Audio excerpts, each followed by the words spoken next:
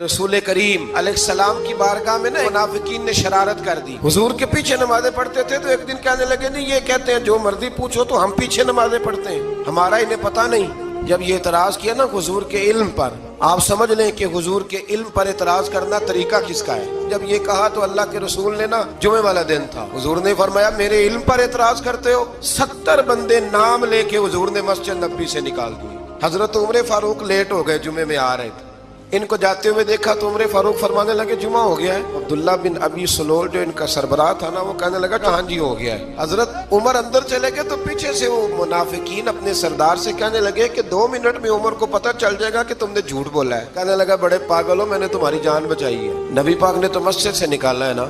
उमर को पता चल जाता ना मुनाफिक है तो अबू बकर भी मस्जिद में थे, अली भी मस्जिद में थे, उस्मान भी मस्जिद में थे, बचाने वाला ही कोई नहीं था। उमर ने तलवार लेके तो दुनिया से निकाल देना था।